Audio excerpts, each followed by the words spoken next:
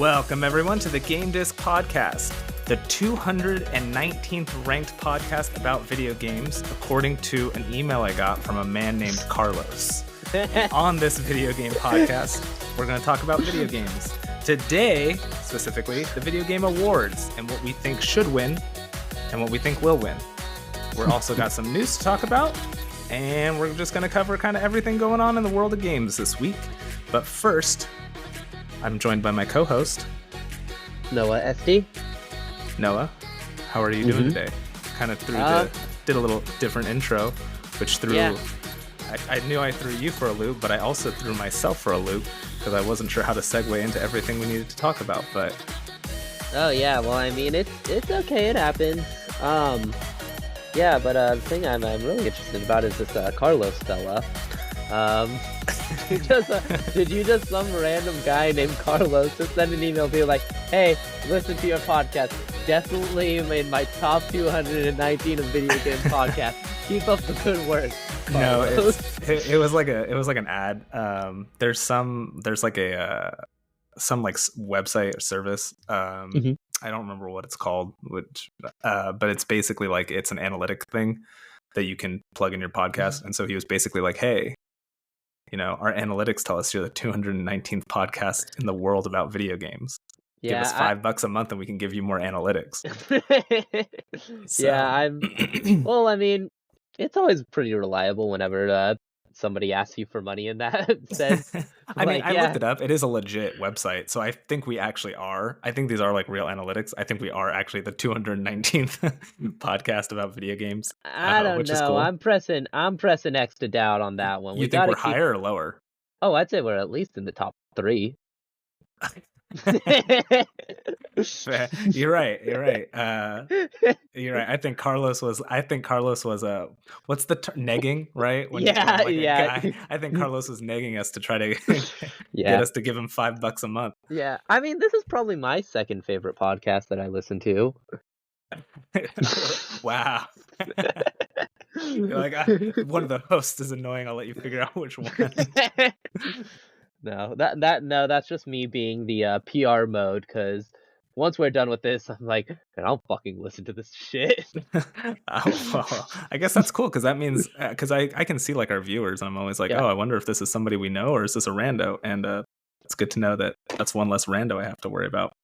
Yeah, but anyway, nobody's interested in us patting ourselves on the back for being the top, what was it, 219th. 200th, yeah, nobody cares about that. What we do care about is talking about some games. So, Simon, you got any video game news for us? Yeah, we got plenty of news. So before we get too far into it, I know just a little precursor on this episode. I know generally what our kind of thing is where we do like a top 100 games of all time.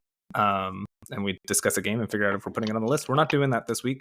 We're going to be discussing the Game Awards, and we're going to be kind of discussing what we think should win and what we want to win. So kind of mixing things up, and we'll see how it goes. But you're right, Noah. First, we are going to get into the news. It was a pretty big news this week. Obviously, the Video Game Awards was kind of the big news, but we'll go more into that when we get into our main topic. But first, kind of I guess not a smaller story. It's a pretty big story. So Annapurna Interactive, which is a pretty big kind of like indie publisher, they're buying 24-Bit Games. 24-Bit Games is a developer based in South Africa. They've worked on porting and co-developing several big Annapurna games like Cocoon, Neon White, and Maquette. And Annapurna is buying 24-Bit Games because they want to grow the South African scene. So cool. I mean, I don't have a whole lot to say about this, but it's cool that they're picking up a developer for a very specific region, for a very specific market. And if they helped make Cocoon, then they're all right in my book. Yeah, and I mean, it's one of those things where it's like something that for people that played Alan Wake 2, Remedy, their games are usually kind of weird, but in the newest one, they introduce a lot of things about Finnish culture. Like, they really add on to like a lot of parts, some in the story, but they're just 2 characters, and their entire gimmick is essentially they're Finnish guys. And the thing is, when I was playing it, I was like, this is really cool. And I really hope that as more game studios become more prominent, we start getting more from other countries, we really start seeing more of that country's culture inside the works that they present. So obviously, like Japanese games, that's very Yeah, they've made a straightforward. couple games. They have made a couple, and I think America's also made a couple as well. But because those companies are kind of viewed as like the standard of those countries, a lot of other countries they kind of just try to mimic them, not necessarily in like a negative sense, but they just aren't really giving their cultural vibe attached to No, their products. And kind of so like hopefully, Hollywood. Like for a yeah. while, like every kind of country's film industry was just based off of Hollywood, and then I feel like Mhm. there was all kind of their little quirks, but now Mhm. with kind of the globalization of media, yeah, like Bollywood is huge because their stuff is so Yeah. different. Even like Mhm. Korean, Squid Game was huge because it was Mhm. just kind of this weird thing. So I think you're right. I Yeah. think that countries are starting to realize that in media, their own culture is something different, and they can bring a unique perspective and ideas, and that everybody wins. And we're all people and global. We all kind of experience similar Not me. emotions. I'm a shadow man. Yeah, that's true. I'm a shadow man. Yeah. That is true. That's you're not. I'm So, not well, a if you're a person. shadow man, can you only go outside in the sun when there's shadows? Because shadows don't exist at night. Oh man, I'm too sick to deal with this lore. So the thing about being a shadow man is you essentially like you get to kind of move between shadows, so it's like when you're in the shadow you can move freely, but then after that you just kind of teleport to nearby shadows. So, by the way, shadows in this instance are essentially lack of light or absence. Oh, I thought you were So, talking about the hedgehog. oh Um, no. Um But real quick, before we move on to our next story, something real quick, a fun little fact so that you can say you learned something today. A lot of people like to make fun of Bollywood movies because the action scenes are very extravagant and out there. And the reason why is because a lot of early Bollywood films actually were just adaptations of their mythological stories. So a lot of like Hindu stories yeah, were converted into film, and that's why their action scenes are so big because that's what they were used to that in films because they were used to those stories and then just seeing them on the big screen had like these huge giant insane set pieces and such. And yeah, so they just kind of converted once they started writing their own stories. So that's a fun little fact for those people who are interested. well, thank you for that. That was Yeah. now we're the 220th video game podcast. Um, It's like, well, we got out of the running because now that we started talking yeah, about no, foreign cinema, they're like, well, now they're not really a game podcast anymore. I mean, we've been so far. What this podcast has been is them bragging about being the 200, 418th podcast, 200. video game podcast, then a bit about video games, and now Bollywood films. So, Yeah, yeah, we're I oh, don't and know, Shadow Men. and Shadow Man. Yeah, We're hitting everything today. We're doing okay. we are. We Company are. that's not doing okay is Embracer Group. No. They're doing, I guess, okay. So as you may recall, Embracer Group, they bought a lot of things. They were growing really fast when money was cheap. Money is no longer cheap. Mhm. Interest rates are pretty high. And they lost a $2 billion deal that they were hoping to Mhm. use to kind of secure funding. So when that fell through, the company has been kind of scrambling. Yeah. But they did announce that their debt, they were able to reduce their debt by $1.4 billion due to some restructuring. Part of that Mhm. restructuring is laying off 904 people. Oh, Um, jeez. so, I mean, yeah, good job saving $1.5 billion. Guess what, Embracer? You're going to have to make money at some point. It's going to be hard to do that if you lost 1,000 people. Like, I don't. Yeah. Another piece of news that I don't have on here, but I guess I'll just bring up now because Embracer was going to be the ones publishing it. Is Mhm. that Star Wars Knights of the Old Republic remake is like officially dead. Like Mm. Sony's no longer attached to it. That was announced at a PlayStation showcase. It was a pretty big Mhm. deal. That game is officially I dead. It's believe not it coming out. opened a PlayStation showcase if I I remember think you're correctly. right. Yeah, I think you're right. It was kind of a big deal, and a lot of people had Hmm. doubts because it was made by I think Aspire, who has mostly done ports, Yeah. and with Embracer, just in the shape it's in that game is it's not official, but a couple of months ago, Sony removed the game from its channel, and they Mhm. kind of said, "Oh, it's just a licensing thing." But then Jeff Grubb leaked that it was it's dead. So, Yeah. um, but I mean, Embracer's got to put out games. I mean, you can't make Yeah. money if you don't release a product. So, I mean, and it's one of those things we kind of talked about. Phil Spencer earlier was saying the reason why Activision games aren't immediately on Game Pass is because they take time and they wanted until the deal was finalized. That's why he did it, because yeah, what happened with Embracer, they had this deal that was in the works, and they were like, "Oh, we're gonna have $2 billion. We can buy a lot of studios." Then deal fell through. Now they're like, "Crap, have to just fire 1,000 people." So yeah, it's yep, one of those things where, like you said, Embracer is going to have to make money eventually. I'm curious to see what they do or how they're going to recover, because it has been a very tough road for them. oh yeah. And yeah, but they've got to, I mean, I'll hopefully they've still got enough team that can release some software and make some money off of it. Unlike another company who is releasing some software for free. Hmm. Noah, can you talk about? I have no idea what this Yeah. is.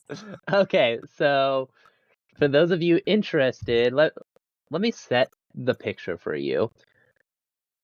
It's Saturday night. You're getting on your favorite game with your best friends, and you just got back from work, so you got a little snack. You got your package of Doritos, and you're over here talking, you're laughing. Then you start munching on your Doritos, and then one of your friends just goes, "Oh, crunch me, daddy." And you don't realize it, but that crunch coming from the Doritos is they're picking up on it on their end. Because yeah, those crunch, that can be a bit loud. But fortunately, Doritos has announced that they actually have created some anti-crunch software. So it's they like to refer to it as the crunch cancellation tech. So what it is it they used an AI to kind of analyze 5,000 different like Dorito Jesus crunches, Christ. and then like Okay, I'm can I'm not a huge proponent of AI. I'm glad there wasn't a poor bastard who had to sit through 500 different sounds of chips being crunched to figure out what is a crunch or not. so yeah, so what this is it's free software. You can just add it on, and then when you talk to your friends, when you start crunching on your Doritos or technically any other crunchy snack, it filters it out already, so they don't know it and they can't make fun of you for eating. Nice. Yep. And Thanks, Doritos. so Truly doing Simon, the Lord's work.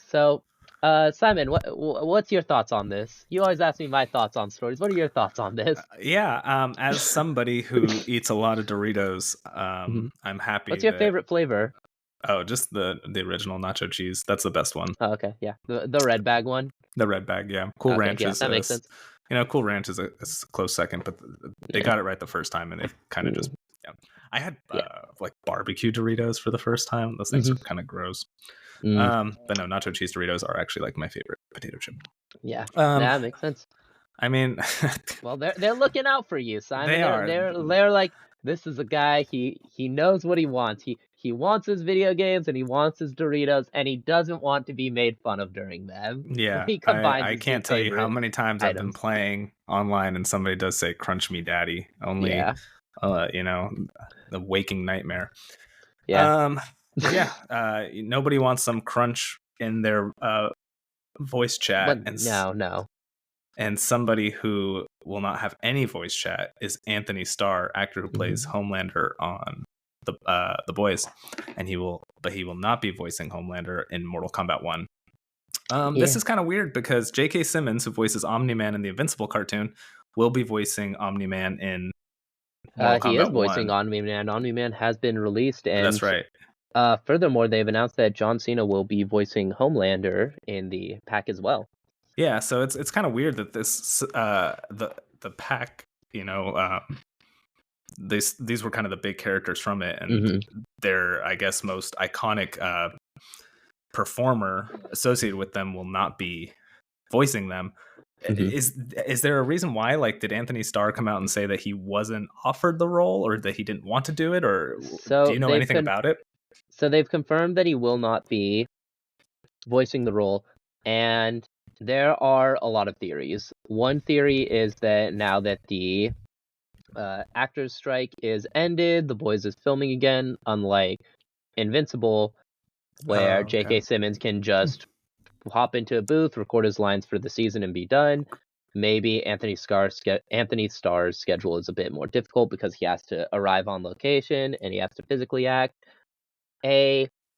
Another theory that a lot of people have is that either he auditioned or they didn't want him to audition, because this isn't actually his first time Homelander is in a video game. He was also in a Call of Duty DLC, and apparently his performance in that wasn't really great.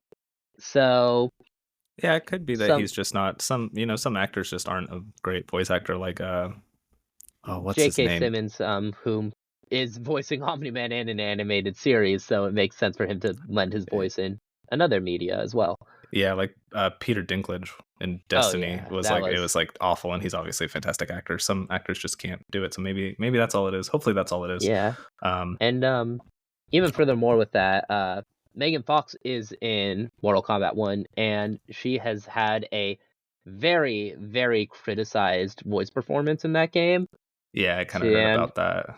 Yeah, so maybe that's a thing. They were thinking, well, we already got flack for this voice performance. We don't want another voice performance that will be under par, so maybe we'll just get somebody who can do a good Homelander impression, but also be a good voice actor as well. So, nope, I think you're right. Yeah, there are a lot of theories, but regardless, and then there are some people who just say, oh, this is just Ed Boon messing with us. I could do that too. By the way, did you hear that crash? No, I did. Oh, yes, I did. I heard something. What was that? My dog got a pillow and was shaking it violently and smacked it into her crate, and then scared everybody. So, yeah, she's a good girl. I thought something broke. I was like, "What the heck was that?" Cool. Yeah,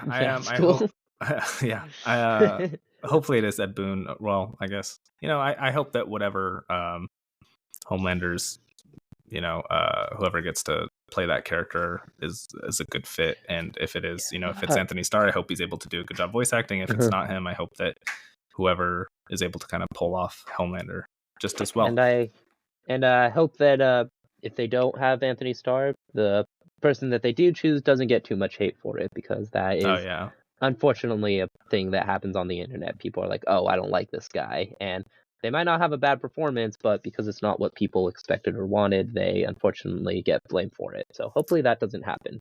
Yep, I agree. Another thing that's getting quite a bit of hate is Sony has announced The Last of Us Part 2 remaster launching January 19th for the PlayStation 5 console. It's going to have some upgrades like DualSense integration, lost levels, a roguelike mode that'll let you play through a random assortment of levels as different characters in the game. And it will have, I don't know the price of it. I tried to find it, but because I don't think it's up on the stores yet. There's no official price that's been announced, but they did say that it'll be a $10 upgrade for PS4 owners. Yeah. I don't know. I mean, I guess it's not the worst thing in the world, but it is just like, come on, man. The Last of Us Part 1 didn't need a remake. I'm assuming they're all just doing it to kind of get some extra eyes on stuff, because if you really like the TV show, you're not going to want to buy a PlayStation 4 game for your, shiny new PlayStation 5 console. But it just feels so unnecessary. Yeah, well, this isn't even barring The Last of Us remake. The Last of Us 1 did have a remaster for the PS4, so I But think that's just gonna be one of those things with the Last of Us series. It's gonna come out at the end of a console's life cycle, and then they're going to remaster it for the next one. I guess, but the I don't know. I feel like the PS4 one was different because you could the PS if you had the Last of Us on if you just bought a PS4, you Mhm. had no way to play The Last of Us. Like Yeah. the PS3 disc did not work. There was nothing you could do. If you just bought your brand new console, you couldn't play one of like the Mhm. best games ever made. So it Yeah. makes sense that Sony wanted to come out, and it was like $40 Mhm. because I remember buying it on launch. It was very much just like a port. They were like, we just want people to play this game, and that's all it was. It was like, if you Mhm. just bought your brand new PS4, here's The Last of Us remaster. And I mean, our PS3 broke, so I didn't get a chance to play it. So I was glad that it came Mhm. out for the PS4, Mhm. and I think it made sense. But the difference is, if you buy a PS5, you could just go onto the PSN and download that PS4 version to Mhm. play The Last of Us 1. Okay, you want a shiny new version for your PS5, I guess. But with this, it's the same thing. You can buy the game right from your PS5. So to me, it doesn't Mhm. really make sense. It's not the same circumstance. But again, I Yeah. think that Sony just wants, they want a shiny new thing for their hit new TV show. So I mean, whatever. I'm glad for Mhm. people who are excited for it. I don't get it.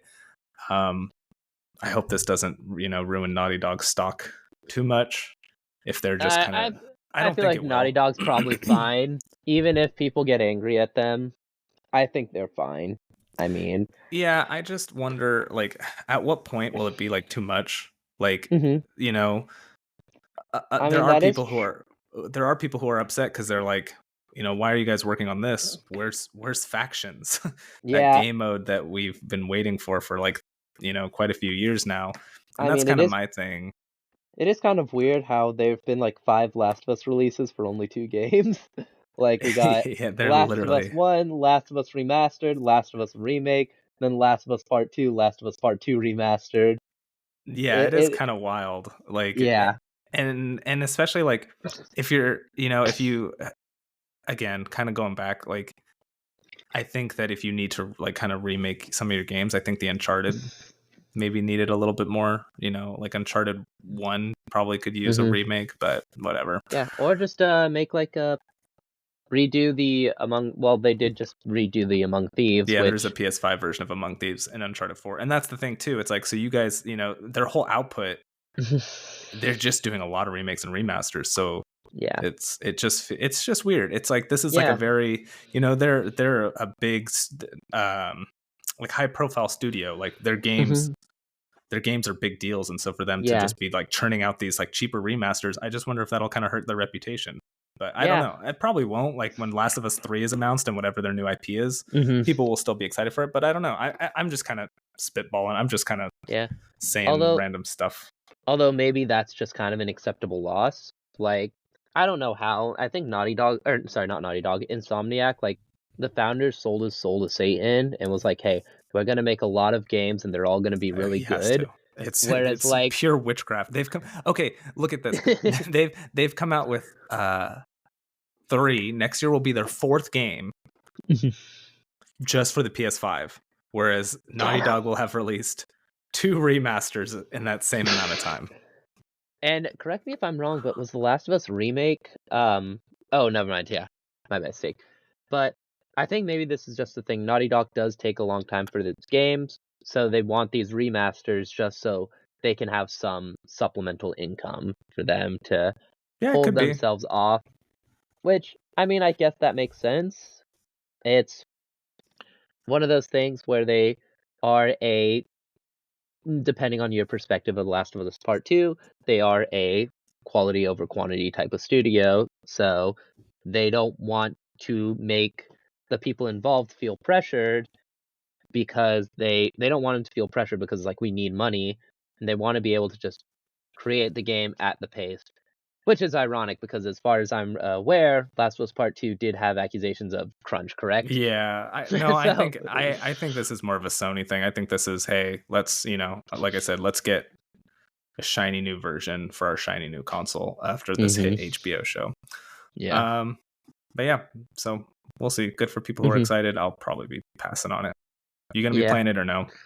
I never played part two, so we're going to Maybe. have to see. No, I never did, and I'd like to just because it is one of the most polarizing games, at least when it came out. Of all, like it was an incredibly polarizing game. I'd like to kind of get my take on it and form Yeah. an opinion, but I've not actually played a part two, so I'll consider it. It also Yeah. depends on how much money it is, and if it's expensive, maybe I'll just buy the PS4 version and then do an upgrade. Yeah, that's probably gonna be the way to do it. Yeah. I Mhm. Yeah, I'm curious what you think of it. I thought it Yeah. was fine. Mhm. Yeah. Um, Speaking of remasters that sell incredibly well, Mario Kart 8 Deluxe has fallen out of the top 20 for the first time since its release 6 years ago. Mario Kart 8 Deluxe has been in the top 20 sold games every month since it came out for the last 78 months. Oh, jeez. This is according to Circana. So in those 78 Thanks, months, it has Mr. sold Kana. 58 million copies, which is the second best selling Nintendo game ever after Wii Mhm. Sports, which sold 82.9 million copies. Mhm. Now, here's the thing. This might actually still be in the top 20 games sold for the month because this doesn't count digital sales.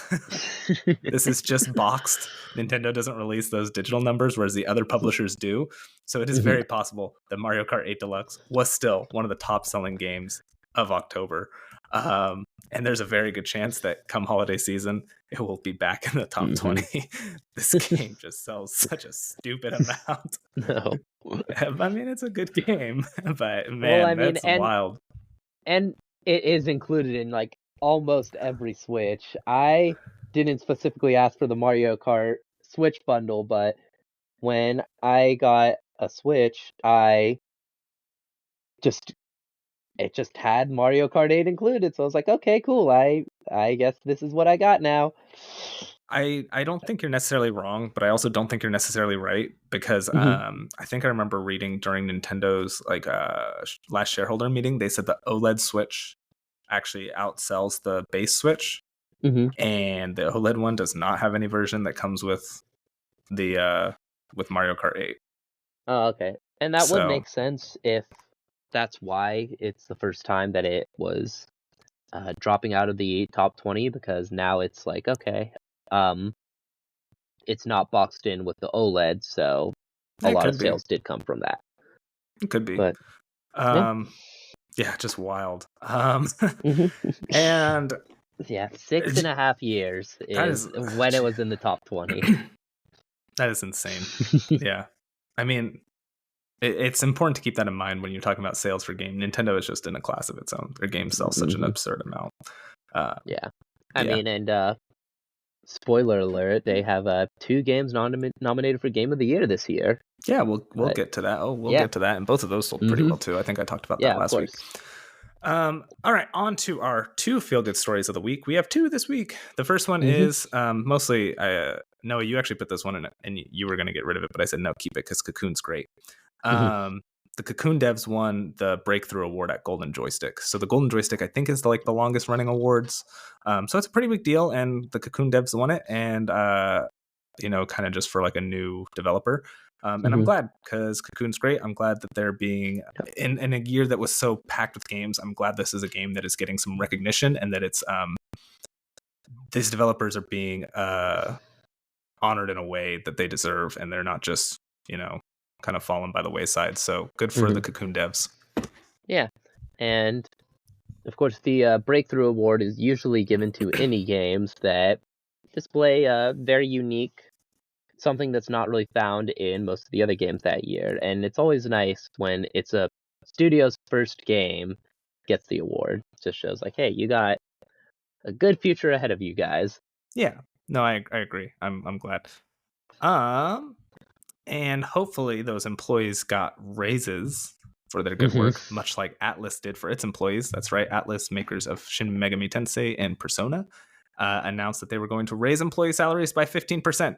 This is Hmm. on top of a 5% annual raise they give every year. So this year, employees effectively got 20%. And they're also getting paying for performance bonuses.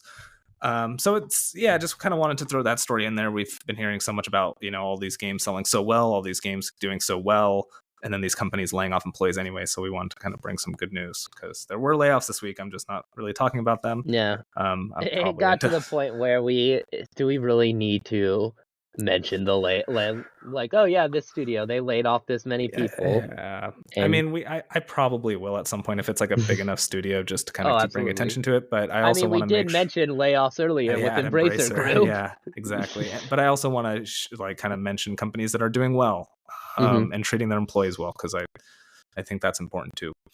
So congrats to all those Atlas employees. Congrats to Atlas for kind of, showing your appreciation. And hopefully that means, those employees are able to, I mean, it's always nice to make more money and feel a little more appreciated and probably put out some better work. Yeah. Okay, so that about brings it to the news. How are we doing on time? Oh, we're doing pretty good on time. I like where this is going.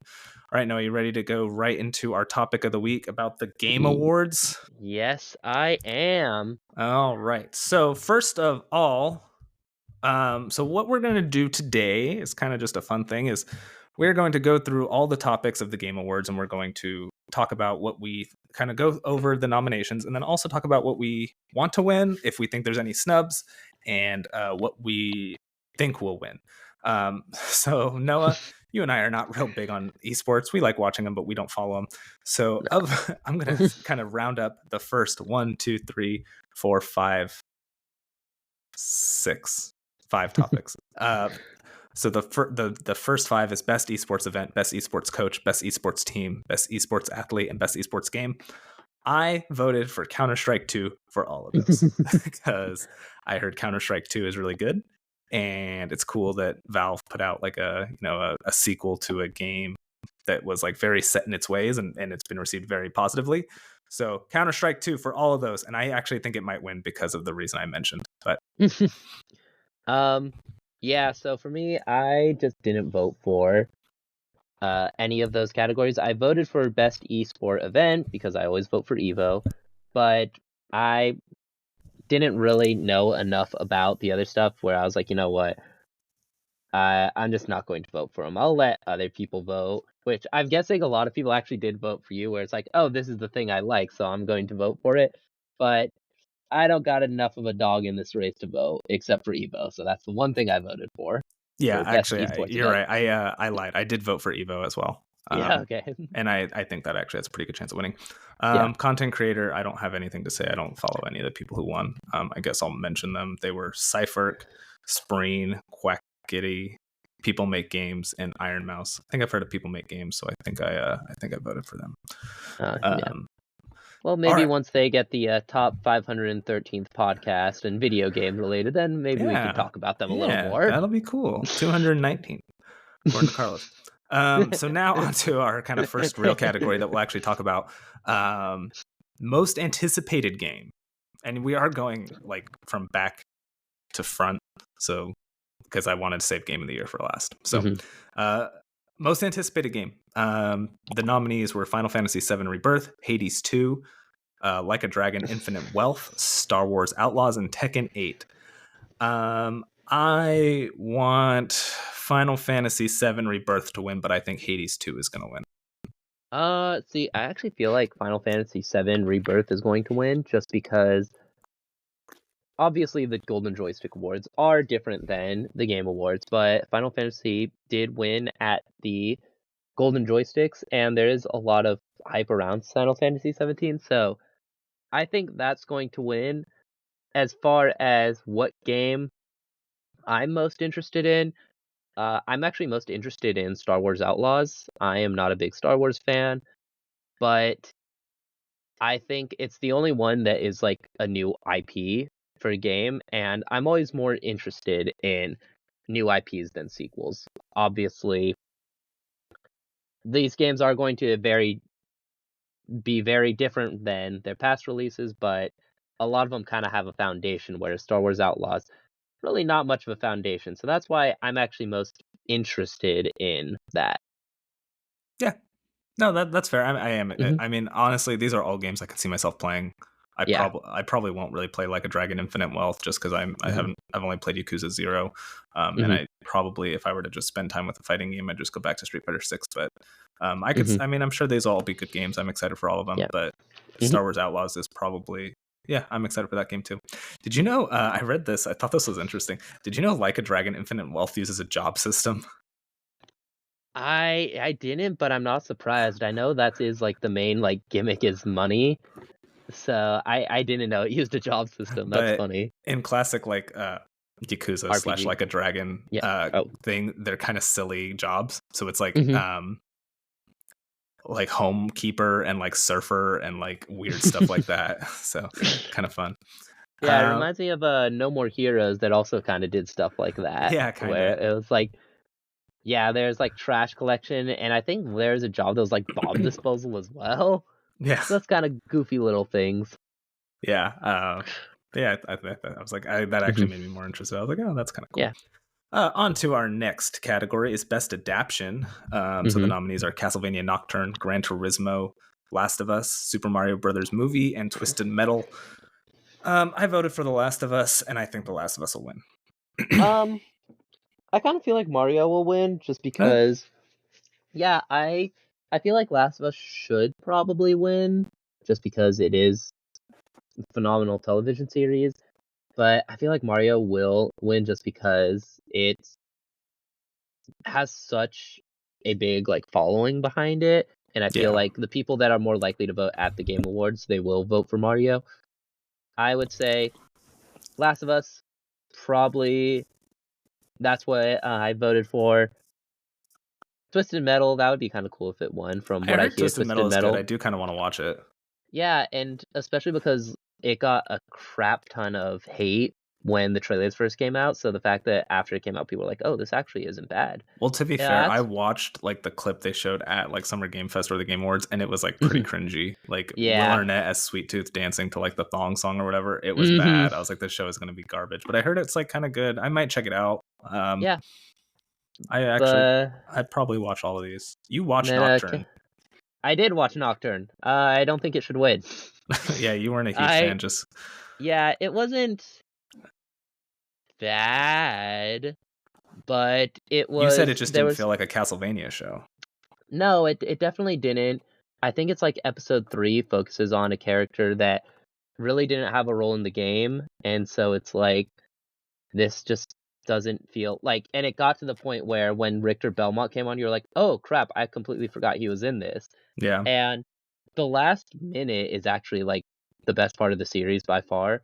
But Castlevania, the last 2 seasons have been a little lackluster. So I think Mario's gonna win, but I voted for Last of Us. Yeah, I mean, I'm kind of fine with either. I think Last of Us is probably a better adaptation. Yeah, but but it's also I don't know though, because it's like if you were to take away the Mario from the Mario Brothers movie, I don't think you'd be left with anything very satisfying. No, but at the same time, I think Last of Us is so much easier to adapt than Mario. So it's like in some ways Mario is almost a more impressive adaptation because Last of Us, you just follow them. Like Last of Us is almost a TV show. The game is a TV show. So it's I don't know. I could see it going either way, but I think all of these are probably at least worth watching. I don't know about Gran Turismo. I heard it was okay, but I don't really know anything else about it. But again, kind of like I said, I would probably watch all of these. Yeah, I'd have to agree with that. You ready to go on to our next category? Yes, which is best multiplayer, sponsored by Discord, correct? Is it sponsored by Discord? That's what it says.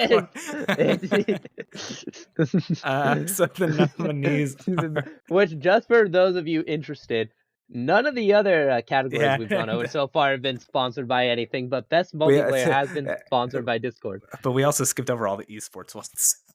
Okay. Yeah, well, those are sponsored by whatever teams they represent. They're just all sponsored by FaZe Clan. I love FaZe Clan. So the best multiplayer nominees are Baldur's Gate 3, Diablo 4, Party Animals, Street Fighter 6, and Super Mario Brothers Wonder. I think I voted for Diablo 4. I don't know. And that's pretty brave of you to admit voting for Diablo 4. It has fun multiplayer. Okay. and it works really well. And it's got the couch and drop. Party Animals is fun too. These are all good. Mario Wonders, I might change my vote to Mario Wonder. The multiplayer in that game is really cool. Yeah, this is a hard one. I Obviously, think Street Fighter. I do like Street Fighter, but I feel like Baldur's Gate kind of deserves to win because the multiplayer in that game is completely different than the single player. Like Yeah. Street Fighter 6, you can do the versus like AI, which then obviously Street Fighter 6 has like a campaign mode, but there is also the local multiplayer as well, or the ones where you just fight against the CPU. Baldur's Gate, though, that game's multiplayer and the single players are completely different. Whereas single player, normal RPG in which you talk to your party members and such, the thing that makes it stand out is the fact that everybody has their own class. So instead of it being like, okay, this is my character that's good at persuasion, now I switch to them, you have whichever person in your party who's good at persuasion, they initiate the conversation and talk to it. So, and then that way it's everybody kind of does their own actions and can do their own thing. So I feel like Baldur's Gate probably deserves to win, and I think it's going to win because I feel like Baldur's Gate's also just going to sweep the. Yeah, Baldur's Gate is going to sweep. Yeah, Yeah. I think Mario Wonder actually. So I played a little bit of Party Animals and it was fun, but it is kind of like that's just that game. So maybe it'll win because is it best for outstanding online multiplayer gameplay and design, including co-op and massive multiplayer experiences. I mean, Party Animals, it's all it's got is multiplayer. I think Mario Wonder is probably the best implementation of multiplayer. It's kind of the same as like Dark Souls, where you can kind of get help from people. You can view, basically what it works is like if you turn it on, there'll be people running through your level and they can save you, and they can also put stands. And it's kind of cool because like you can put stands where like a secret block will be, which might give hints. So it's a really cool kind of like, it is a really good way to kind of add multiplayer to a game that isn't. I could kind of see this going anyway, but I think I haven't. So I did really well keeping up on all the games this year. Baldur's Gate is the one big hole. So I can't really speak to that. I think you're right. I think this is going to sweep, and so it probably will win this category. If and I think as far as my vote, I'm just going to go with Diablo 4. I had a lot of fun playing it. It's probably the multiplayer game I had the most experience with, so that's why I've got to give it to it. But I fully understand if somebody feels differently. All right. So are we gonna next move on? topic: best sports and racing. EA Sports FC 24, F1 23. That's a lot of letters and numbers. A lot of Fs and a lot of twos. More Fs. Forza Motorsport, Hot Wheels Unleashed 2. Hot Wheels Unleashed 2, Turbocharged, and the Crew Motorfest. Only one of these I really played was Forza Motorsport, so I did give it to that. And I think that will probably win. Yeah, probably. I like that they put sports and racing in the same category, so then that way it's kind of like, okay, let's just get these over with. I feel like that was not by choice. I think there was really only 3 racing games, and they needed to fill a category, so they threw in some sports games. They threw in one sports game. Yeah. But yeah, I agree. Forza's probably going to win. Yeah. All right, ready to go on to the next one? Yes, I am. So best sim/strategy: Advance Wars 1+2 Reboot Camp, City Skylines 2, Company of Heroes 3, Fire Emblem Engage, Pikmin 4. My vote is 100% Pikmin 4. I loved that game. I thought it was really good. I think it's got a chance to win. I don't think Fire Emblem Engage will get many votes. City Skylines 2, I heard, was kind of broken when it came out, so I don't think that will do particularly well. Advance Wars 1+2 Reboot Camp didn't have a whole lot of buzz, so I don't really see that winning. And then I don't know about Company of Heroes 3. But I think Pikmin 4 has a good shot of winning. Yeah, well, Company of Heroes 3 on Steam has a 6 out of 10, so... Yeah, so I think Pikmin 4's got this one, and I think it deserves to win. Yeah, I feel like Pikmin 4 probably will win.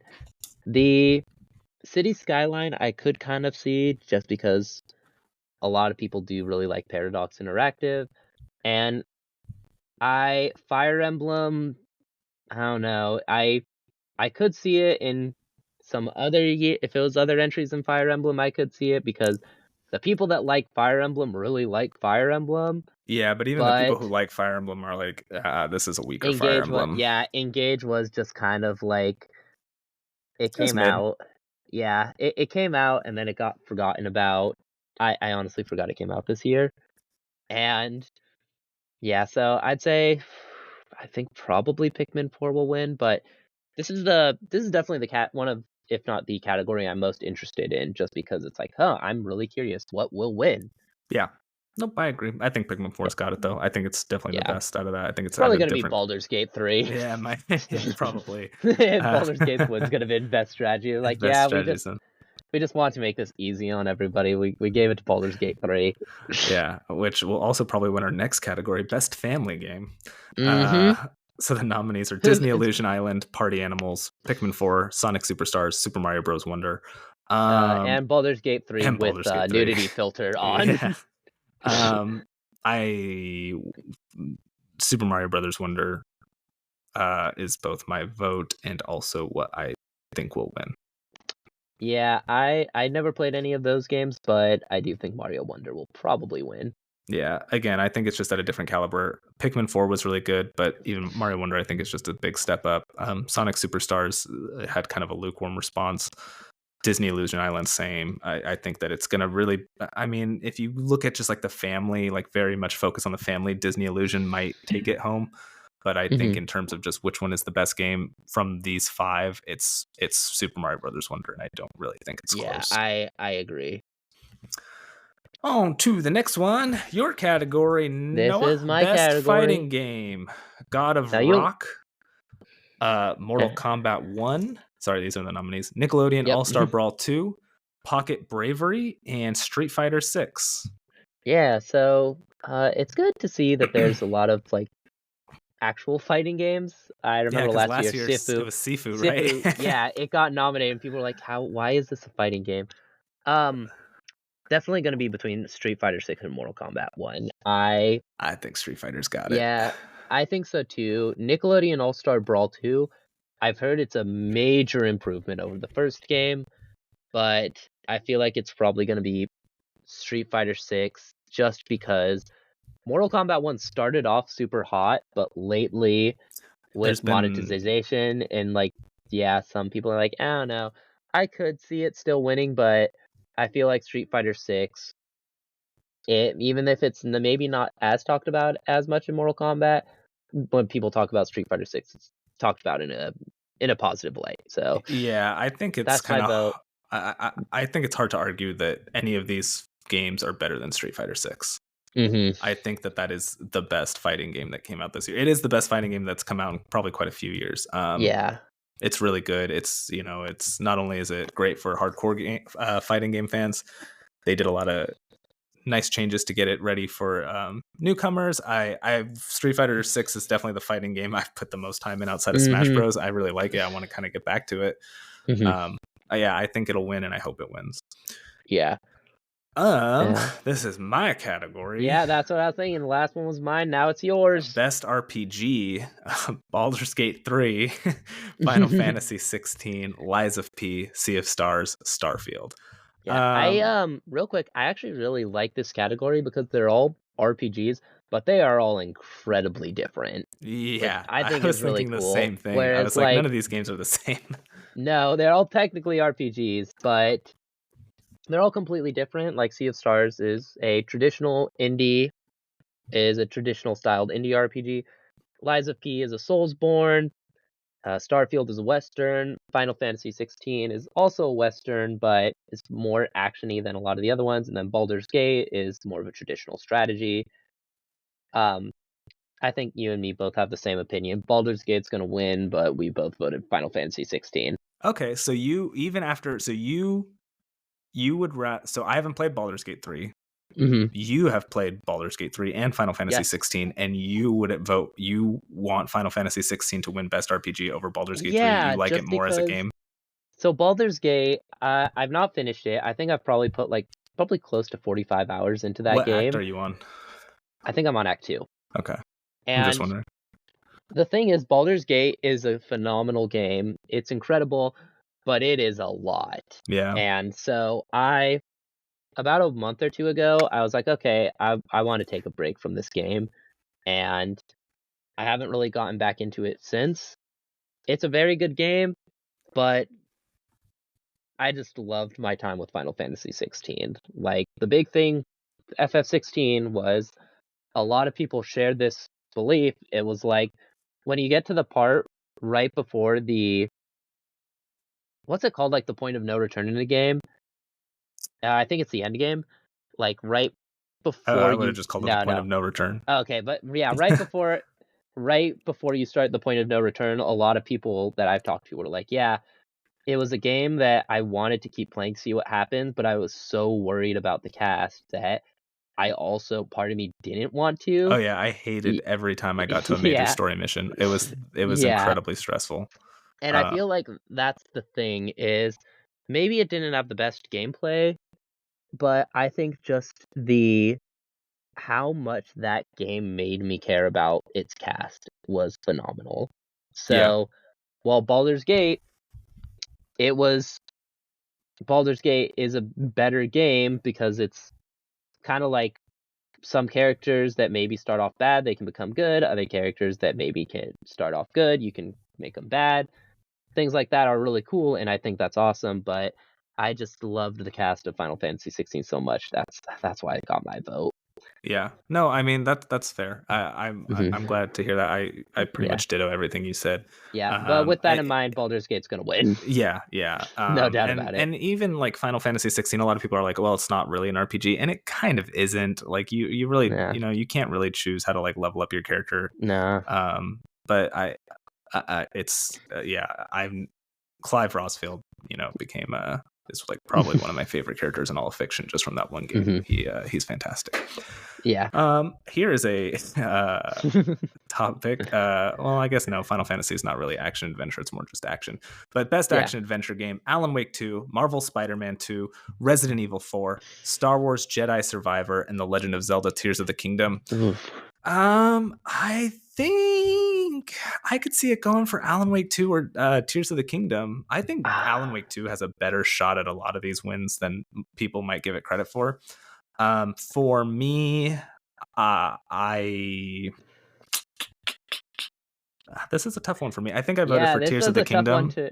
This was a tough one for me as well. Yeah, so because for you, so for me, it's mostly between Tears of the Kingdom and Resident Evil 4. For you, it's Mhm. Alan Wake 2 and Resident Evil 4, right? Yes, that's correct. And I think I voted for Alan Wake just because Resident Evil 4, I loved it. It was great. This is something we kind of disagree on. I feel like as good as RE4 is, they have a template to go off of, whereas Alan Wake really didn't. So Resident Evil is like, okay, here's what we have. Let's keep what works, remove what doesn't. And I feel like that is something that has to be kind of counted against it, whereas Alan Wake is entirely a brand new thing. So for that reason, I gotta go with Alan Wake.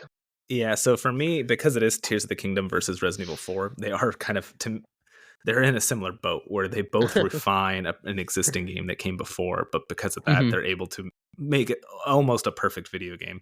Yeah. I think I do have to give it to Tears of the Kingdom, but it's close. Man, but I think Yeah, just in terms of these are like two of your favorite games this year too. So yeah, having them both pit against each other is it's very it's difficult. tough. And even Spider-Man, I we'll talk about it when we get to the end and we talk about Yeah. what we've been playing. I actually just platinumed that today. Uh-huh. So and I really liked it, but it is they're in a year full of just such good games. A game that I really liked just doesn't even make the cut. Like it's not even Yeah. worthy of discussing. Unlike Mhm. Tears of the Kingdom and Resident Evil 4. Gun to my Yeah. head, I think I'm going Tears of the Kingdom. Mhm. But man, Resident Evil 4 is so good. And Mhm. you know what? I honestly, I'm okay with going with Tears of the Kingdom because I'm just glad Resident Evil 4 is getting nominated. I feel like a lot of Yeah. people were kind of like, well, it's just a remake. It shouldn't even count for anything. It's not just a remake. Like the island is the worst part of the original game. And it is the best part of, or one of the best parts of, Yeah, I still this. gotta go with the Village. Village is always gonna beat it for me. But that's the thing; they're all good. Like, Yeah. you know, there's never a bad moment in that game. I love Mhm. that whole game. Resident Evil 4 remake is, and I'm somebody who was an ardent like, this is dumb. There's no reason this should Yeah, exist. you really were. I was defending the game every time we talked about it because you And were not. yeah, I was like, I want them to do Code Veronica or even 0 or 1 instead. But Mhm. it won me. It's incredible. Yeah. I think it's the best Resident Evil game ever. Mhm. Um, Yeah. yeah, I don't really have much to say about Star Nope. Wars or Alan Wake. I do want to get to both of those. I don't know if I'll have time before Yep.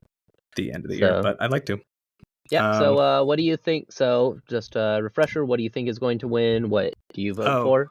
I think Tears of the Kingdom will win, and I want Tears of the Kingdom to win. Okay. I think Tears of the Kingdom will win. I voted for Alan Wake. Fair enough. I think Mhm. if Tears of the Kingdom doesn't win, it will go to AlanAke. I agree with that. Best Now- action game. Oh, sorry. Were you I going to did say not anything play else? any of these. You didn't. No. Oh, I guess you didn't. So Nope. So the nominees are Armored Core 6, Fires of Rubicon, Dead Island 2, Ghost Runner 2, Hi-Fi Rush, Remnant 2. I think that I want Armored Core to win. Mhm. Fucking loved Armored Core. Mhm. So for disclosure purposes, I only played Armored Core and Hi-Fi Rush. Mhm. Hi-Fi So, I Rush know- might win.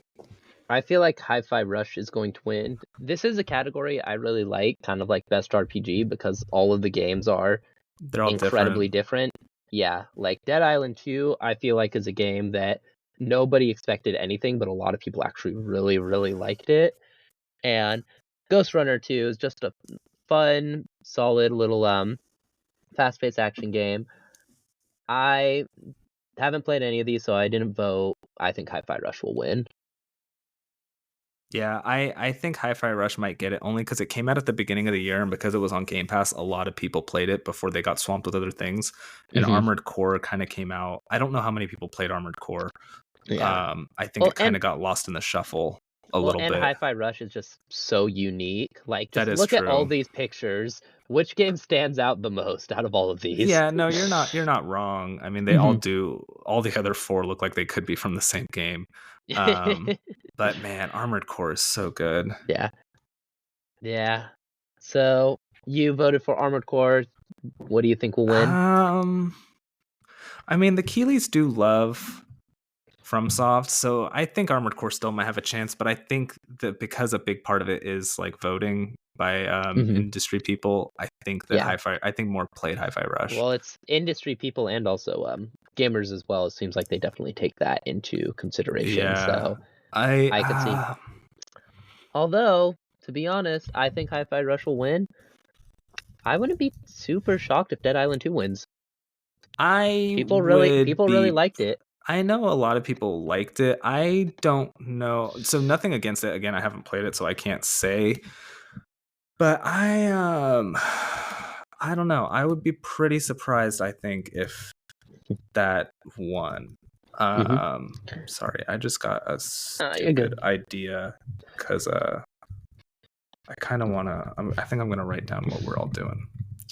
Okay. So what category is this? How many categories are left? Sorry, I know this is. Yeah. No, you're good. View all categories. Should I go ahead and talk about best VR/AR while you're doing that? First, give me. So you think that I think that I am refraining from voting for best action game because I haven't played any. I think Hi-Fi Rush is going to win. Okay.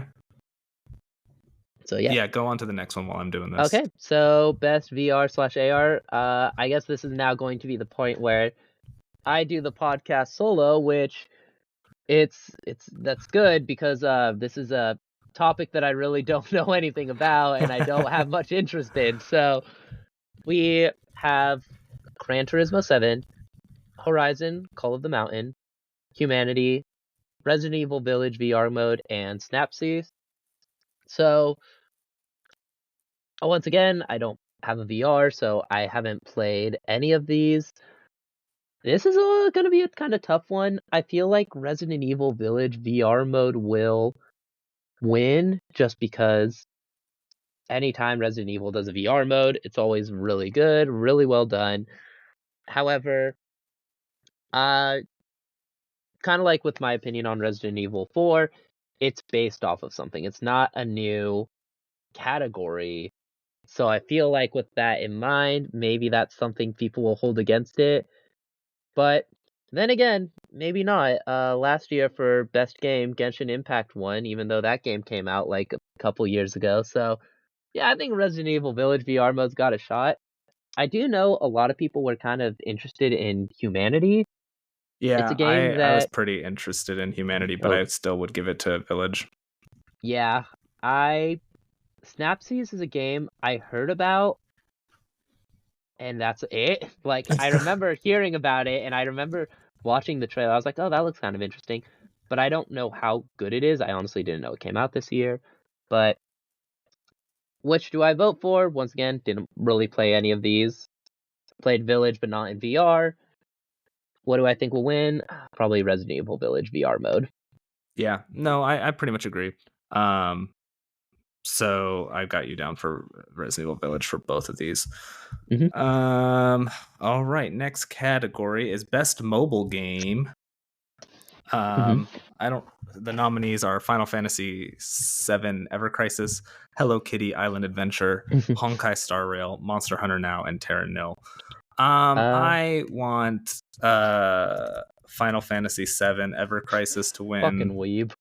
I mean, it's just Final Fantasy VII.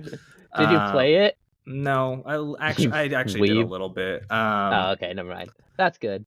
But I feel like Honkai Star Rail will win. Yeah, I agree. I'm not voting because I didn't play for any of these.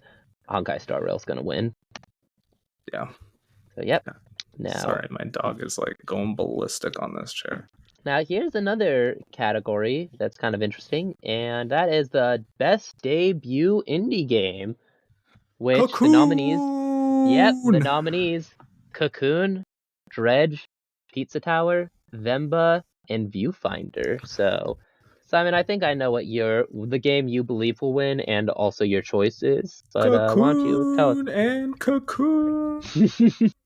Cocoon is really, really good. And I think that a lot of people have realized that it is really, really good, as it won best debut at the Golden Stick Awards. So yeah, I didn't play any of these games. Honestly, I feel like Pizza Tower is gonna win. Pizza Tower was a huge game when it came out.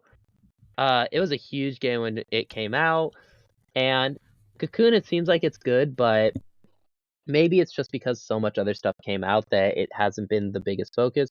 Pizza Tower, though, I know when it came out, a lot of people were like, dang, this is really, really good. So I actually think I'm going to give it to Pizza Tower. That's fair. I could see it going either way. I'm hoping for got my Cocoon. Yeah. Okay, on to the next category, best independent game. Pretty similar. Cocoon, Dave the Diver, Dredge, Sea of Stars, and Viewfinder. Again, I want Cocoon to win. But this one, I feel like this is a tougher category. What are you thinking? I think Dave the Diver might have it. I actually am gonna change my vote for best debut game to be Cocoon, because if Cocoon got nominated for best independent game but Pizza Tower didn't, I think maybe it has a better shot of winning the best debut game. But that's true. Okay, I'll change yours to Cocoon. This is a tough one. I feel like Sea of Stars, like it's between Dave the Diver and Sea of Stars for me, because I know both of them were really big deals. I feel like I don't know. I mean, maybe I think I'm gonna go with Sea of Stars. Okay. I definitely could see it between Dave the Diver. I definitely could see it, but part of me is like, I don't know. I just have this inking feeling Sea of Stars is gonna win. No, I mean, I think that it has just as good of a shot. I think all of these are pretty good. Yeah, I think Dave the Diver might come out on top. Best community support. Nominees are Baldur's Gate 3, Cyberpunk 2077, Destiny 2, Final Fantasy 14, and No Man's Sky. I'm gonna skip out on this one just because I don't really know what makes good community support, what makes bad ones. This one's a little weird. Generally, this was always like best multiplayer community. I'm gonna give it to Final Fantasy 14. I feel like that kind of that community is like actually very Yeah. helpful. Yeah. So I don't know, like Anyway, Baldur's Gate's gonna win. you think Baldur's Gate? Yeah, I think Baldur's Gate's going to win. But now Well, I we think have. the Final Fantasy 14. I don't know. You might be right. We'll see. But now we Yeah, got you the want to do the best next one? ongoing. Yeah, we got the. Oh, sorry, we forgot to read the nominees for best community support. So. No, I did. I really not say Baldur's Gate? Yeah, I said them all. Cause I said Baldur's Oh, Gate, did you say No Cyberpunk. Man's Sky? Yeah, I said No Man's Oh, Sky. I think so. okay, all right. Yeah, no problem. If I didn't, Baldur's Gate 3, Cyberpunk 2077, Destiny 2, Final Fantasy 14, and No Man's Sky. No, So alrighty Noah, then. you think Baldur's Gate 3 is going to win? Yeah, I think Baldur's Gate's gonna win pretty much everything it's nominated for. Okay, I think Final Fantasy 14. No, but what I could see Final Fantasy 14 winning is best ongoing, which is Apex Legends, Cyberpunk 2077, Final Fantasy 14, Fortnite, and Genshin Impact. Final Fantasy 14, as far as I'm aware, it's pretty much won like every time it got nominated. I think it only won last year, and it was such a big Oh, deal. really? Yeah. Really? What's beat it before? Well, I know No Man's Sky got I think like best Genshin ongoing beat it one. once. Oh, I thought Genshin's first award was last year when it won Game of the Year, Community Choice. But maybe I'm wrong. I want Final Fantasy 14 to win. I don't know. I don't think Apex will win. I mean, is Cyberpunk really an ongoing? I think Cyberpunk will win just because it's like it's going to. It will too. Yeah, just because people really. What the heck, dog? Oh, that was a jump scare. Yeah, dog. Come here. So yeah, it was. It's okay. So Final Fantasy 14 won in 2001, and I believe it also won in 2022. So I think Final Fantasy 14 usually wins this award. Okay, maybe I'm wrong. I think Cyberpunk 2077 will win because of these games. It did kind of have the best. It had the best turnaround. 2020. It had the best comeback. Yeah, and in 2023, like it had the best content. Like I don't think 14 didn't really have any content this year. Mine is just normal stuff, and Respawn is kind of dying. Yeah, or not dying. Respawn's on Apex Legend is kind of dropping. Fortnite's Fortnite. I think it's going to be. I think Cyberpunk might have it. I agree. I think it'll be Cyberpunk. Yeah, especially because people like a comeback story, and that's what it was. Yeah. Games for Impact. The nominees are Space for Unbound, Chance of Sinar, Goodbye Volcano High, Tchia, Terra Nil, and Venba. I think Tchia will win. Why is that? Because that game was supposed to be really good, and it's made on an island. Oh, that's cool. Like the developers like lived on this island for like a year. It's like a very specific island with a very specific culture. So I actually think it might win for a thought-provoking game with a pro-social meaning or message. I mean, I could be totally wrong, but I heard it's like a really good game, and the people who made it really got engrossed in the culture. So yeah, well then in that case, I really hope that they do win it. Is that your vote? I actually haven't heard of like any of these, so I am not going to vote. Who do you think will win? I have a feeling Goodbye Volcano High. I don't know why, because I've still kind of heard some stuff about it, so I have a feeling that'll win. Yeah, right. I'm writing these all down. Alrighty then. Innovation in accessibility. The nominees are Diablo 4, Forza Motorsport, Hi-Fi Rush, Marvel's Spider-Man 2, Mortal Kombat 1, and Street Fighter 6. I think Spider-Man 2 will win. Really? Why's that? That game's got it. I mean, Sony games in general just have a ton of accessibility options. Mm-hmm. Like, a ton. Like, you can change everything, and Spider-Man 2 is no exception, so I kind of think it will win, too. But I could also see it go into Street Fighter. Yeah, I wouldn't be surprised if Hi-Fi Rush also wins because music is such an integral part of the game. But I don't know if the game was super accessible. If it got nominated for innovation in accessibility, I wouldn't be surprised if that was something they viewed as really important. Is like, how can we have somebody whom like is deaf or has a hearing disability? How can they enjoy this game? So I wouldn't be too surprised if that is why it got nominated.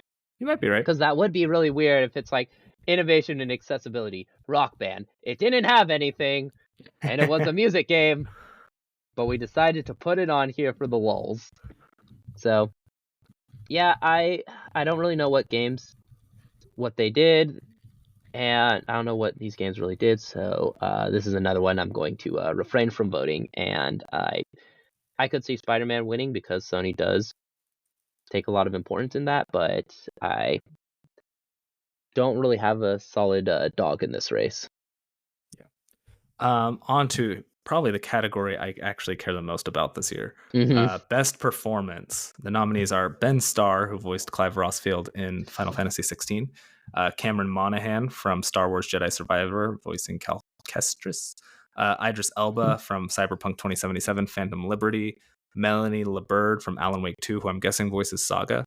Saga Anderson. Yeah, Neil Newbon, who was a voice actor in Baldur's Gate 3, and Yuri I believe he voiced Asterius. Okay. Yeah, it doesn't have their voices on the page. Yeah. And then Yuri Lowenthal, who voices Peter Parker. Asterion is his name. My bad. Oh, Yuri Lowenthal, who voices Peter Parker in Spider-Man 2. Yeah. I want Ben Starr to win, and he deserves to win. He has the best performance out of all of these. I don't think it's not close. I don't think the writing for Clive really created like an amazing character, and then he just brought it to life. Like I said, when we were talking about it, he became one of my favorite characters in fiction. He shows such a wide range of emotions. He makes jokes, he's sad, he screams in anger, he screams in sadness, he's laughs. Like, he is a fully realized character. He gets sad again. Yeah, like, no, Ben Starr just incredible performance. That's the thing too, is something that you actually told me was when somebody asked him about his most memorable scene, he talked about the scene where Clive visits his dad's grave because his own father passed away recently, and so he channeled that. His father passed away. Sorry to interrupt, but his father. I went to it was at PAX. They did a panel for the voice actors, and they asked like what his favorite scene was, and it wasn't like around the time the game came out. During recording, his like father passed away to the point where he had to take some time off from recording to deal with funeral arrangements and things. So then, and it was like a week after the funeral or something. He said like it was an incredibly close amount of time. After he buried his father, he has to go in and do a performance visiting his father's grave. And I think that maybe that's cheating, maybe because he was in this just emotional state, but like, for whatever reason, I mean, the performance he gave was incredible. Yeah, for me personally, I don't consider that cheating, and I think that's why he deserves, because he gave a good performance, but the fact that those two life events happened so close together, I feel like that does result in a once-in-a-lifetime performance, and that's why I think he will win. Will he win? I think that's why he should win. Will he win? I don't know. No, I don't think so. I could see Idris Elba winning just because Idris Elba also gave an incredible performance, and along with that, he's Idris Elba. He's an A-list celebrity. I think I could also see Neil Newbon winning because his performance as Asterion is also really good. And it's Baldur's Gate 3. That's a shame. I mean, so to be clear, I guess I'm biased because I haven't played a lot of these games. I will say if Yuri Lowenthal wins, that's dumb. He's a really good Peter Parker, but like, spoiler alert for Spider-Man 2, if you've seen anything of that game, it does the symbiote stuff where Peter Parker's a dick. And he just can't pull off like dickhead Peter, really. Yeah. And I think that's just a problem that Spider-Man in media has. You got to get somebody lighthearted to voice Peter or play Peter, like Tobey Maguire. But then when they have to do something else, it's very hard for them. Yeah. He's not as bad as like the shocker. I'll chase you to the ends of the earth. But it's like there's a couple of parts, and I'm like, it definitely reminded me of that. So But yeah, so your vote is for Ben Starr. You think Idris Elba will win? I do. I think so I think too. Idris Elba will win, but it's one of those things where it's like, prove me wrong. Yeah, God, I hope Ben Starr wins. The guy deserves it. He's such a fantastic performance. And the one thing I could see that hurts Idris Elba is he is such an A-list celebrity, so I could see people voting against him to be like, we want somebody who is a voice actor to win. Yeah, and you might be right, but then again, I think you're right that it's just going to go to Baldur's Gate 3. Yeah. All right, so the next category was best audio, or was there anything else you want to say about performance? Nope, that's it. Okay. Best audio design nominees are Alan Wake 2, Dead Space, Hi-Fi Rush, Marvel Spider-Man 2, and Resident Evil 4. I think Hi-Fi Rush will win, and I want Hi-Fi Rush to win. Yeah, that makes sense. It is a music game, so audio design is incredibly important. I think Hi-Fi Rush probably will win. I don't know what makes good and bad audio design, but I do know that if you have a music game, people are going to consider that it's going to be an important thing. So yeah, I think Hi-Fi Rush probably going to win. Okay.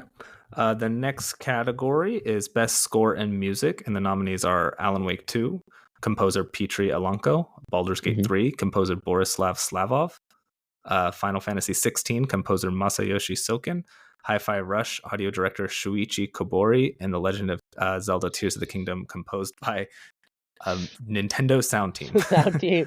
I like how they just are like, no, we're not giving anybody single credit for this. This was created by Mario himself in a sound studio.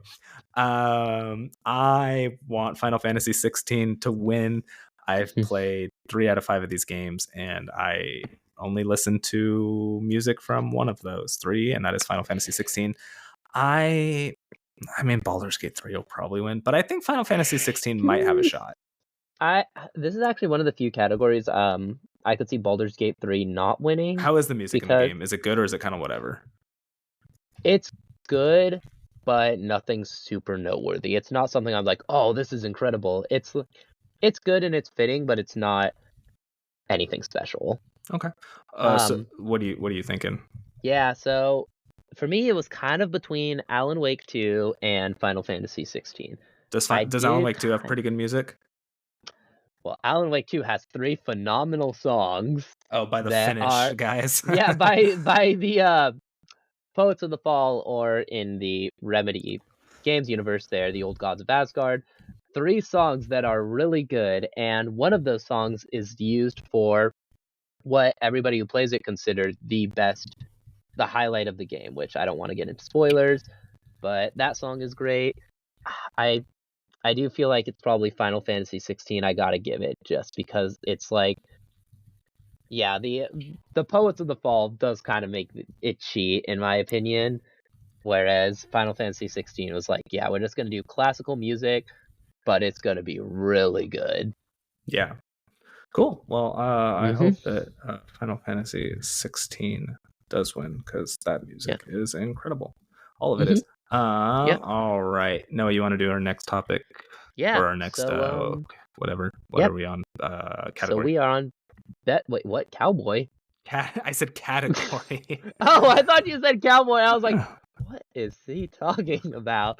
No, we no cowboys in here. This is the best art direction, where we got Alan Wake 2, Hi-Fi Rush, Lies of P, Super Mario Bros. Wonder, and Legend of Zelda Tears of the Kingdom. This is a hard one. This is a hard one.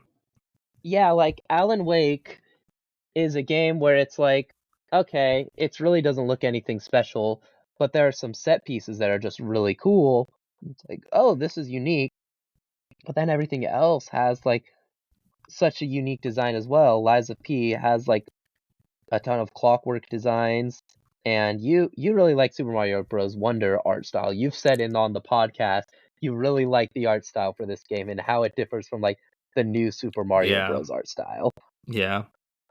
It is just little flourishes, like Mario leaving his hat when he goes. through a pipe, and like just like some of the moves he does when he's an elephant, and it's just every frame of that game just oozes personality. But also like Hi-Fi Rush is the same thing. Like in Hi-Fi Rush, there's a beat. Obviously, for those who don't know, it's an action game where you fight, where you want to time your attacks to the beat, and your character is always snapping his fingers to the beat. Little things like that and like everything is moving to the beat. And it just gives it's just like a satisfying game to look at. So I think Hi-Fi Rush might win, but I think I want Mario Wonder to win. So I could see Hi-Fi Rush.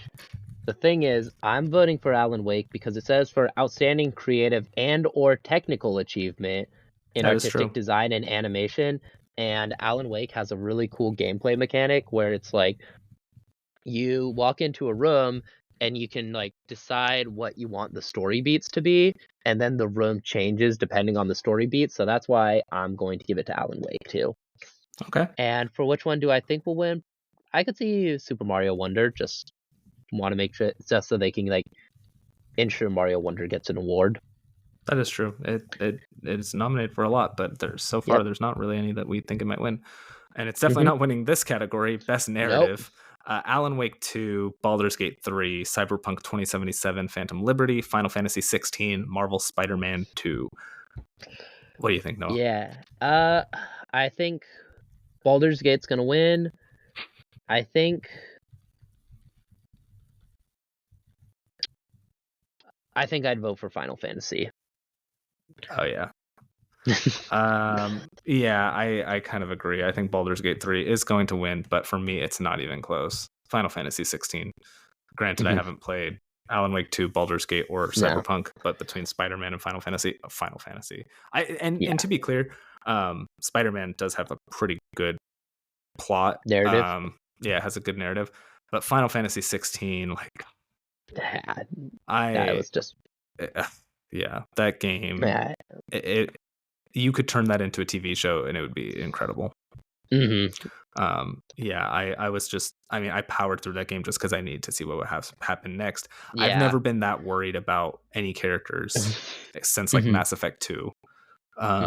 And that was a game where the characters, like, you could die if you failed. Yeah, and this, like, I was gripped. Like, Final Fantasy 16, incredible. All right, you want to do the next one, Noah? Yep. So next one we got Best Game Direction, which is awarded for outstanding creative vision and innovation in game direction and design, which the nominees being Alan Wake 2, Baldur's Gate 3, Marvel Spider-Man 2, Super Mario Bros. Wonder, and Legend of Zelda's Tears of the Kingdom. For this, Baldur's Gate 3 is going to win. I think it deserves to win. Okay. Like, that game just... I know this entire podcast, a lot of times we've been like, oh, Baldur's Gate's going to win this, but I think it should be this. There is a reason why we believe it's going to sweep. And it's just, there's so many small, clever things. Like, something I believe I was telling you about was there's a quest where this kid wants you to steal an idol. So what you can do is you can steal the idol, give it to him, he gives you money. Then if you can actually like hide from him and pickpocket it, and when you meet that kid later, you can ask him about the idol, and he's like, somebody stole that idol like when we weren't looking. So it's like the fact that they know gamers well enough to know people are going to try this and created options for it, that they need to win Game of the Year. Okay. Or Best Directing, sorry. Best Game Direction. Best Direction. So do you think and want them to? Yeah, I think and want Best Direction to go to Baldur's Gate 3. Okay. I think Baldur's Gate 3 will win. I would probably give it to Tears of the Kingdom. Only because I think Tears of the Kingdom kind of set itself up like it is a direct sequel. It uses the same map, but the abilities that it came up with, it's just 4 really simple abilities, but the way that they allow you to interact with the world, and it completely changes the game. Not to mention they offer a lot of like really interesting ways to solve puzzles, but also I think it's a game that like it is in a way just as like imaginative as like Roblox or Minecraft. Like you can just like build whatever you want in that game. And I think that that is like part of that is like that was their intention. They wanted people to have a sandbox, but it was like they're like, okay, here's your sandbox, here's your toys, do whatever you want. But then they also filled in a theme park in the sandbox. So it is. I think it. I wanted to win. You know, we've been talking about all these Game of the Year categories, and we haven't really mentioned Tears of the Kingdom at all. But it is like an incredible game that I think some. I mean, you know, it's a crazy year when Tears of the Kingdom is kind of getting overshadowed, which I think is happening here. But I think it should win Best Game Direction. But I do think Baldur's Gate 3 will come out on top. Yeah. All right, and now finally, Noah, Game of the Year. The nominees are Alan Wake 2, Baldur's Gate 3, Marvel Spider-Man 2, Resident Evil 4, Super Mario Brothers Wonder, Legend of Zelda, Tears of the Kingdom. Kind of said everything I wanted to say about Tears of the Kingdom for the last one. I do want Tears of the Kingdom to win. Again, so kind of to give my own, well, I guess I'll save it for like our own kind of Game of the Year podcast when we talk about kind of our own feelings. But I really enjoy this game. As somebody who wasn't the biggest fan of Breath of the Wild, I loved Tears of the Kingdom. It's a fantastic game, but I do think Baldur's Gate 3 will probably win. Yeah, I would like Alan Wake 2 to win because it's like 13 years they've been waiting to get a sequel. Finally have, but not only do I think Baldur's Gate 3 is going to win, it deserves to win. Like, this is a game that when it came out, other game devs were like, how did you fit so much content into this game? Like, the fact that was the industry response to it, that alone proves this is the game that deserves to win. See, I think that that's fair, but it's funny you kind of bring that up because I think that is developers were kind of saying a lot of the same things about Zelda. Like, how did you get the physics to work this way? So it's interesting that like we got two games that had like very similar conversations just in terms of like content and scope. Like, like people talked about, you know, how just, all the physics in Zelda work so flawlessly.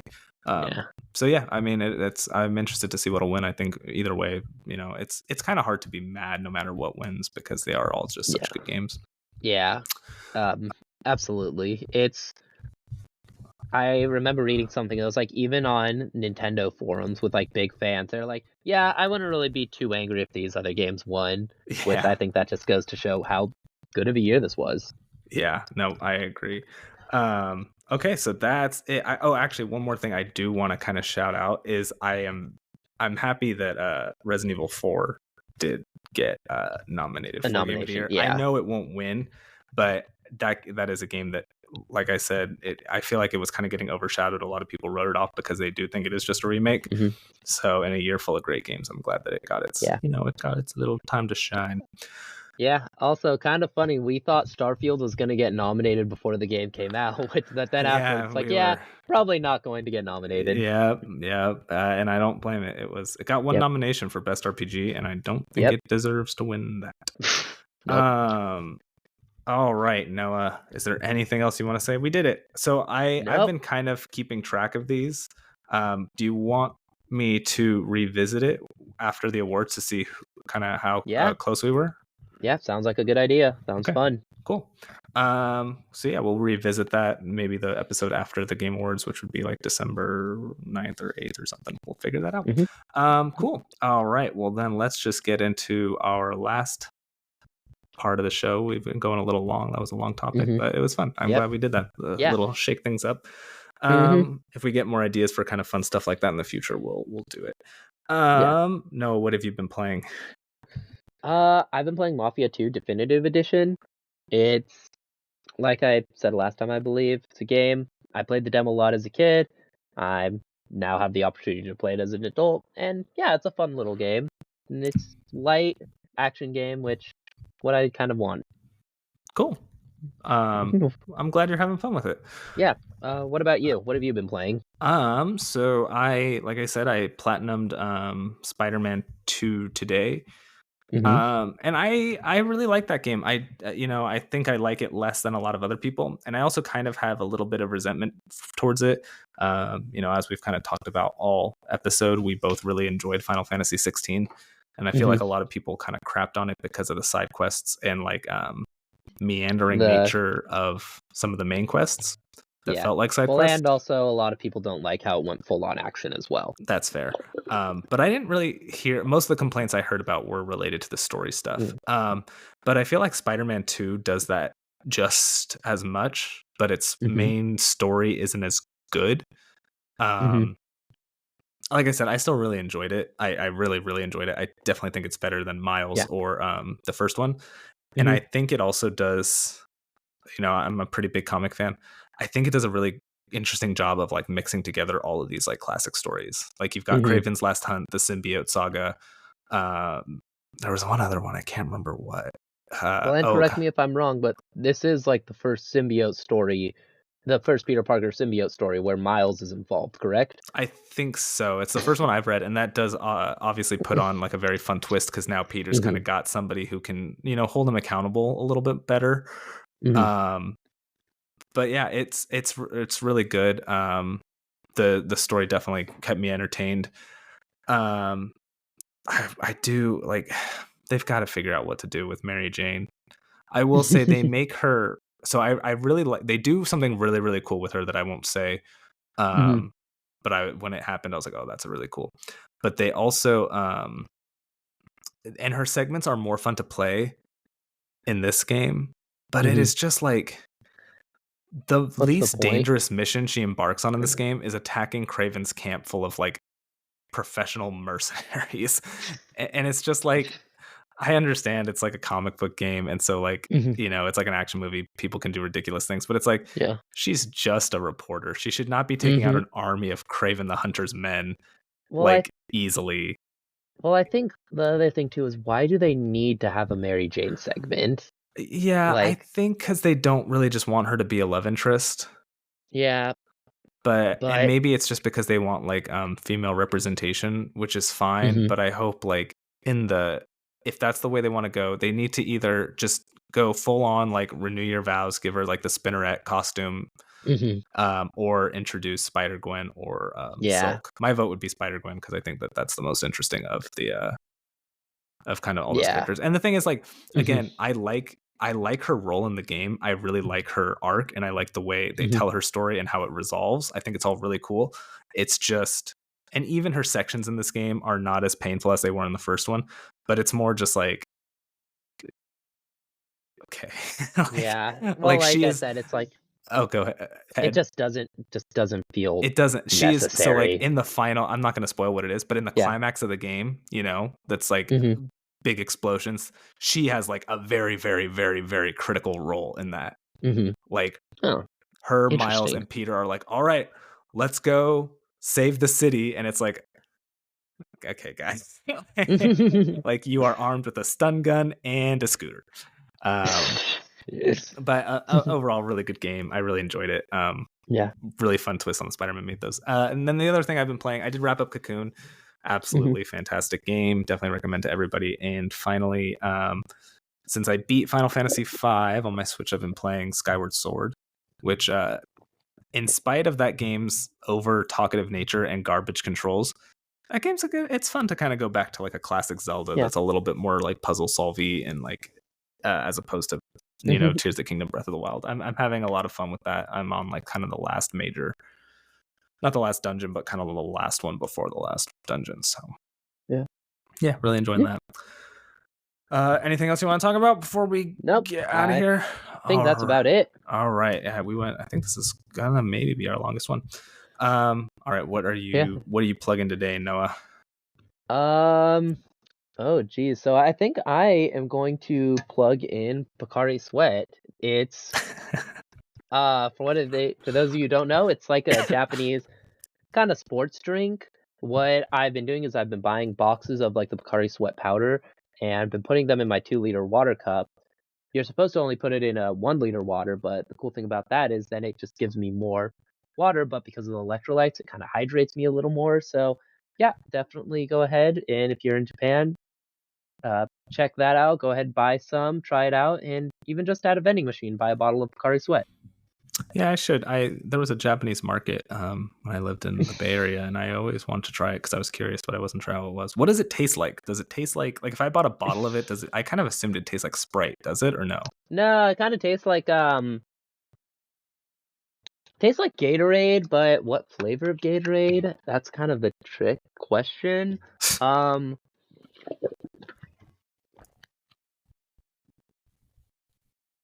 Yeah, it's definitely a sports drink flavor, but it's got a unique taste. Maybe like Ramunade sports drink. But it's not gonna be like Ramunade soda flavored. Yeah, it's not bad. Like I said, I've been drinking a lot of it. Cool. Well, I'll pick some up. Because I need to drink a lot of water, and electrolyte, when you take electrolytes with your water, it helps it digest a lot faster. So this is a way for me to get hydrated much more efficiently. Cool. Okay. Yep. Well, then I will get us out of here. I don't know why it does this sometimes. Yeah, okay. It's not playing our outro again. No, I can go ahead. That will not be necessary. Okay. Oh, you got it working? Sure. No, it's not working. Whatever. I don't know why it's been doing that. Okay. No, I'll just put it in. I'll put it in afterwards. No. All right. Can I mute you? No, I don't think I can. All right. I'll just toss it in afterwards. Yeah.